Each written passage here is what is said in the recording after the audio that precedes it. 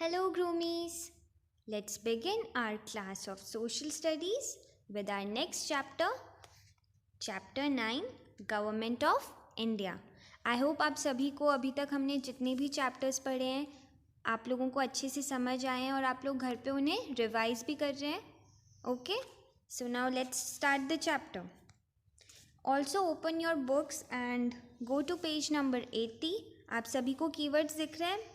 So now we are going to read the keywords together. First is amenities. Any feature that provides comfort or convenience. Second, democracy. A system of government in which people elect their representatives to form the government. Third, elect. Choose someone by voting. Fourth and the last one is governance, the action or manner of controlling a state organization. So Groomies, kindly read them again and learn. Now let's start the chapter with our very first topic, that is Government of India. India is a vast country. It is the second most populated country after China. In the post-independence period, it has been divided into 29 states and 7 union territories so that it can be governed with ease. Now, आप सभी को पता है कि India कितनी बड़ी country है. We all know ना. And it is also the second most populated country. मतलब यहाँ का पॉपुलेशन वर्ल्ड में सेकेंड नंबर पे आता है. And which is the most populated country? Yes, it is China. So after post independence means after the period of independence क्या किया गया था? जो भी गवर्नमेंट थी हमारी, उन्होंने क्या किया? इंडिया को 29 स्टेट्स में डिवाइड कर दिया और 7 यूनियन टेरिटरीज़ में डिवाइड कर दिया. इससे क्या हो गया? जो भी गवर्नमेंट थी उसको कंट्री पे गवर्न करना, रूल्स बनाना, लॉज बनाना काफ़ी इजी हो गया था क्योंकि उन्होंने कंट्री को 29 स्टेट्स में डिवाइड कर दिया था. आप सभी को 29 स्टेट्स के नाम याद है ना, जो हम सब ने लास्ट चैप्टर में पढ़े थे? Very good. In India we have a democratic government. A democratic government, as explained by Abraham Lincoln, is a government of the people, by the people and for the people. Now, आप सबको पता है India is a democratic country. क्या होती है democratic country या फिर government? जहाँ पर government is of the people, by the people and for the people. ऐसा किसने कहा है? अब्राहम लिंकन ने. इसका मतलब है कि जो गवर्नमेंट होती है, मतलब जो भी हमारे मिनिस्टर्स हैं, प्राइम मिनिस्टर्स हैं, सीएम हैं, इन्हें कौन चूज़ करता है? पब्लिक से ही आते हैं ये लोग, राइट? We choose them. और ये क्या करते हैं? हमारी मदद के लिए होता है ना. So government is for the people, by the people end of the people. Now here are some key features of democracy. अब हम क्या पढ़ेंगे? डेमोक्रेसी के की फीचर्स. मतलब what is exactly democracy? Elections are held at regular intervals of 5 years in India. India में every 5 years क्या होते हैं? इलेक्शंस लिए जाते हैं. हर 5 साल में इलेक्शंस होते हैं और हम अपना लीडर चूज़ करते हैं. Any Indian citizen over 18 years of age, irrespective of their caste, religion, etc., has the right to cast, vote and elect members. अब इस पॉइंट में क्या बोल रहे हैं कि इंडिया के अंदर जितने भी सिटीजन्स हैं जिनकी एज 18 ईयर्स से अबव है या फिर 18 ईयर्स है, वो लोग क्या कर सकते हैं? अपना वोट को कास्ट कर सकते हैं. Also, they can elect the members. Third point is the elected members form the government. और ये जो भी elected members होते हैं ये क्या करते हैं? Government form करते हैं. Next is to govern a country too, we need to have rules. These rules are called laws. किसी भी कंट्री को गवर्न करने के लिए वहाँ पे प्रॉपर डिसिप्लिन मेंटेन करने के लिए क्या होने चाहिए? रूल्स होने चाहिए, और इन रूल्स को हम क्या बोलते हैं? लॉज. अब जैसे आप स्कूल आते हो तो स्कूल में भी रूल्स होते हैं ना, कि आपको यूनिफॉर्म में आना है, आपको क्लीन रहना है, आपको अपना होमवर्क फिनिश करना है. These are all rules for you. और ये गवर्नमेंट में क्या रूल्स होते हैं आगे हम पढ़ेंगे. These laws are documented in the Constitution of India. Our Constitution is the longest written constitution in the world. Its main features include the preamble and the fundamental rights and duties. अब ये जो भी laws होते हैं किसी भी country के लिए, ये कहाँ पर लिखे गए हैं? कॉन्स्टिट्यूशन ऑफ इंडिया में. इंडियन कंट्री के जो लॉज हैं वो कहाँ पे लिखे हुए हैं? कॉन्स्टिट्यूशन ऑफ इंडिया में. हमारा कॉन्स्टिट्यूशन दुनिया की सारी कंट्रीज़ में लिखे गए कॉन्स्टिट्यूशन से सबसे बड़ा है. It is the longest written constitution. और इसके मेन फीचर्स क्या हैं? ये फंडामेंटल राइट्स एंड ड्यूटीज़ बताता है हर सिटीज़न को. The fundamental rights are the basic rights of every citizen of India. It is the government's duty to fulfill the fundamental rights. Now, what are fundamental rights? ये क्या है? Basic rights होते हैं जो हर citizen को मिलते हैं. मतलब हमको कितने राइट्स हैं हमारी कंट्री में, आपको पता है? हम आगे पढ़ेंगे इस चैप्टर में डिटेल में. और गवर्नमेंट की क्या रिस्पॉन्सिबिलिटी होती है? कि हर सिटीज़न के राइट्स को फुलफ़िल करना. किसी को ये नहीं लगना चाहिए कि हमें ये राइट है but we can't do it. Government क्या करती है? ध्यान रखती है कि हर सिटीज़न को उसका राइट मिले. The fundamental duties are defined as moral obligations of Indian citizen to help promote unity and patriotism. और फंडामेंटल ड्यूटी क्या होती है एक सिटीज़न की? सारे लॉज को प्रॉपरली फॉलो करना और पेट्रियोटिज्म और यूनिटी को प्रमोट करना. What is patriotism?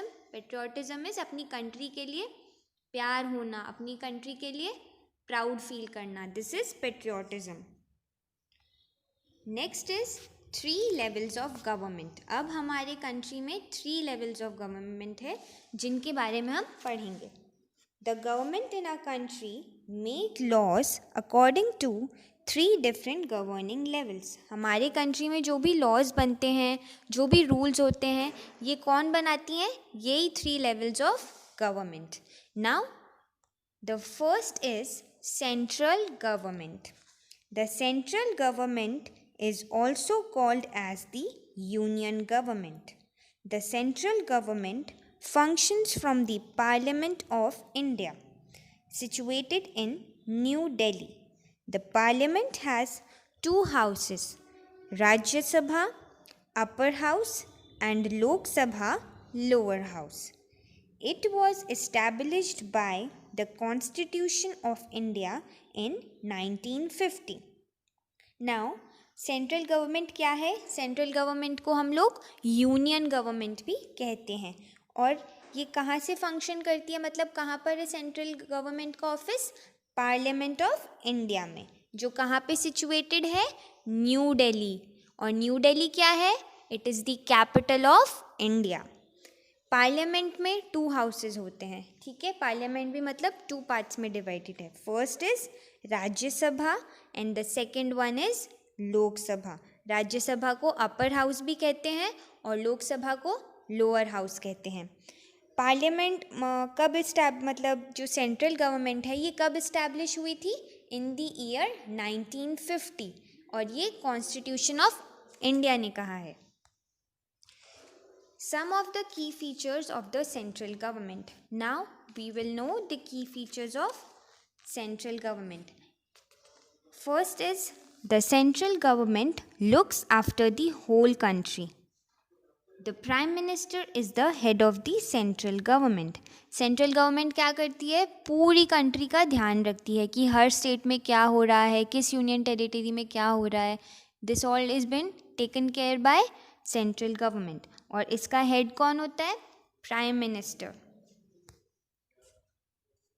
It is the responsibility It is responsible for the security of the country, making laws and supervision of the state governments. इनकी main responsibility क्या होती है? Security of the country, to make laws and to supervise the state governments. The central government also takes care of railways, agriculture, aviation, energy, finance, foreign trade and external affairs. अब हमारे country में different sectors हैं, railways, agriculture, aviation, energy, finance, foreign trade and external affairs. तो ये सब किसके under में आता है? Central government of India. The president of India is the ceremonial head of the country. The real power is with the prime minister, who executes power either directly or through the officers. The vice president assists the president. Now, president of India कौन होता है? जो ceremonial head होता है country का, मतलब on the papers या फिर जो भी documents के अंदर he is the head, but the actual power is in the hands of prime minister, जो power को यूज़ करके या फिर ऑफिसर्स की हेल्प से कंट्री के अंदर लॉज एंड रूल्स बनाते हैं. The vice president assists the prime minister. और प्रेसिडेंट को कौन असिस्ट करते हैं? Vice president. अब आपको आपकी बुक में पिक्चर दिख रही है. First president of India is doctor Rajendra Prasad. First prime minister of India Pandit Jawaharlal Nehru. First vice president of India doctor Sarvepalli Radhakrishnan. You should remember all these names, okay? Second is state government. Every state has a government which looks after the needs of the people of the state. This government is known as the state government. अब state government आपको नाम से ही समझ आ रहा होगा, ये state का government होता है. हर स्टेट के लिए अलग अलग गवर्नमेंट होती है जो क्या करती है? उस स्टेट के लोगों की नीड्स को फुलफिल करती है और उनका ध्यान रखती है. This government is known as the state government. Now some of the key features of the state governments are the needs of the people like education, medical facilities, finance, security, health, sanitation, food, electricity, water, supply, etc. are looked after by the state government.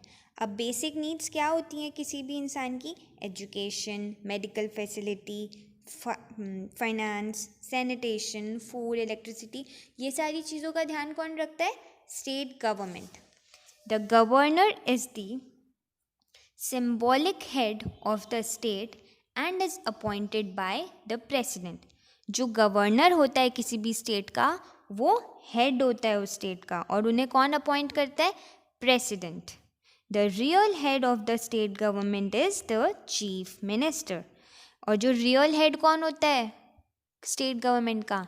It is the chief minister, who is responsible for the welfare of the people of that state.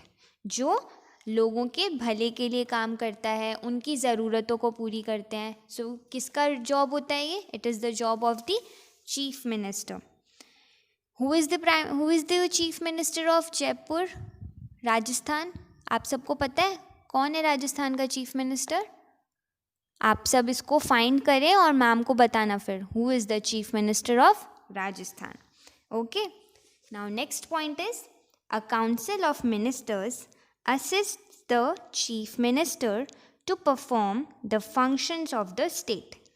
Council of minister मतलब chief minister के under में काफ़ी ministers होते हैं जो different departments को head करते हैं और वर्क करते हैं.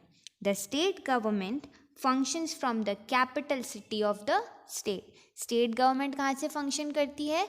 उस स्टेट के कैपिटल सिटी से. जैसे राजस्थान का स्टेट गवर्नमेंट कहाँ से ऑपरेट करता है?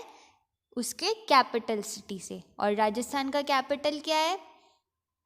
Jaipur. Jaipur is the capital of Rajasthan. So Rajasthan का state government is operating from Jaipur. और आप सब लोग मुझे बताओगे who is the chief minister of Rajasthan. Next is local government, panchayats, municipal committee. The actual day-to-day working of the government takes place at the local level. We elect the people from our locality to form the local bodies.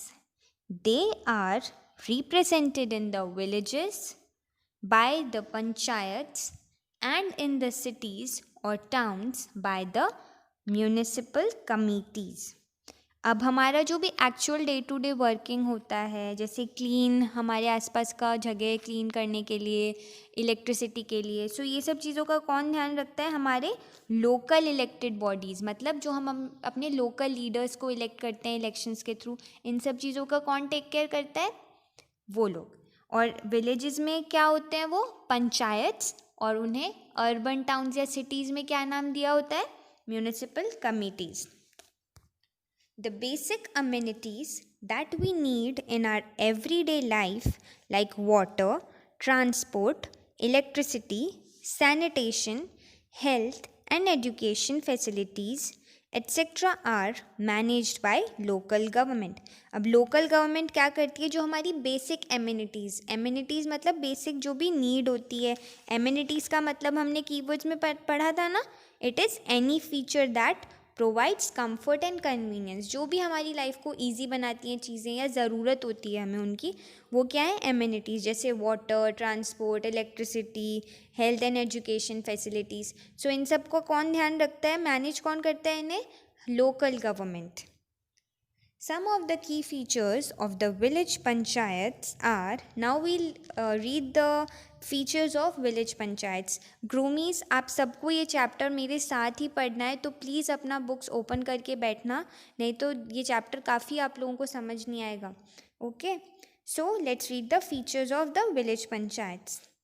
First, the village panchayat, also called the gram panchayat, takes care of the basic amenities of the village. What does the village panchayat do? वो क्या करती है?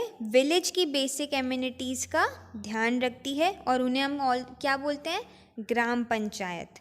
The members of the gram panchayat are called पंच.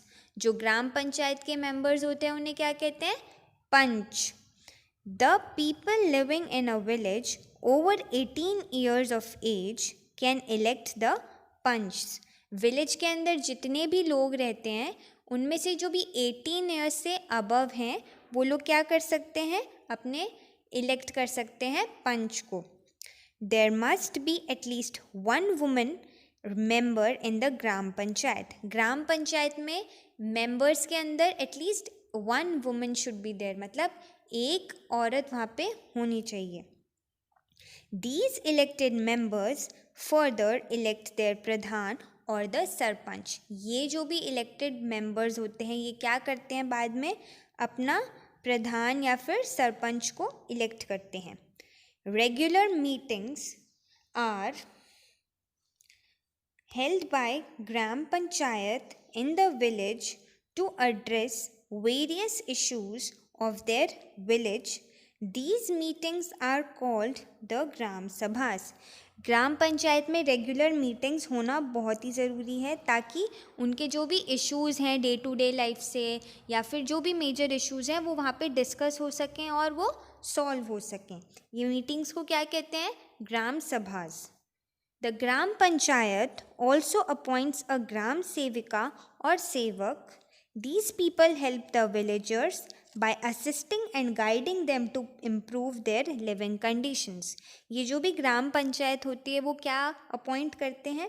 ग्राम सेवक या फिर सेविका, जो villagers के पास जाकर उन्हें गाइड करते हैं, उन्हें असिस्ट करते हैं ताकि वो अपने लिविंग कंडीशंस को इम्प्रूव कर सकें. Some of the key features of municipal committees. Now, let's know the important features of municipal committees. In a small city, the municipal committee is called a municipal council, while in large cities, it is called municipal corporation. Small cities में municipal committee को क्या कहते हैं? Municipal council. और large city में उसे क्या कहते हैं? Municipal corporation. Each city is divided into wards. हर सिटी को डिफरेंट वार्ड्स में डिवाइड किया हुआ है। Each ward elects a member called ward councillor. हर वार्ड क्या करता है? अपना वार्ड काउंसलर इलेक्ट करता है। The elected councillors further elect a mayor and a deputy mayor. ये जो भी वार्ड काउंसलर होते हैं ये क्या करते हैं? अपना मेयर या फिर डेप्यूटी मेयर को इलेक्ट करते हैं। Municipal committees maintain land records and collect taxes. Municipal committee का जॉब होता है वो लैंड रिकॉर्ड रखता है, मतलब ये लैंड है तो ये किसका है, इसका ओनर कौन है, और वो लोग क्या करते हैं? टैक्सेस कलेक्ट करते हैं। टैक्स क्या होता है? गवर्नमेंट का रेवेन्यू होता है। गवर्नमेंट क्या करती है? उससे रोड्स बनाती है, ट्रेन्स बनाती है, हमारे लिए पब्लिक फैसिलिटीज़ बनाती है। They have several departments to run and take care of different functions. For example, the Transport Corporation, the Water Board, the Electricity Board, etc.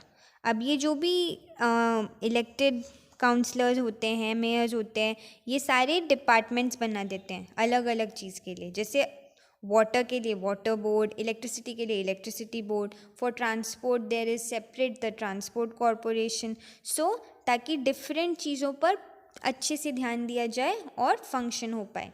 So I hope the chapter is clear to all of you and आप सभी को ये chapter दोबारा read करना है और इसके जो भी कीवर्ड्स हैं, इसमें जो भी शॉर्ट क्वेश्चंस हम लोगों ने बीच बीच में पढ़े हैं उन्हें हमें याद रखना है और ये चैप्टर को अच्छे से पढ़ना है। आपको पेज नंबर 84 में एक माइंड मैप दिख रहा होगा, एकदम बॉटम में बना हुआ है। इस माइंड मैप को आप अच्छे से रीड करो और इसको याद करिए कि कितने लेवल्स ऑफ गवर्नमेंट हैं, हर गवर्नमेंट के अंदर कौन से इम्पॉर्टेंट पर्सनल्स होते हैं जो वर्क करते हैं। ओके ग्रूमीज, so I hope the chapter is clear to all of you. Now read this chapter twice to know it better. Thank you for attending the class.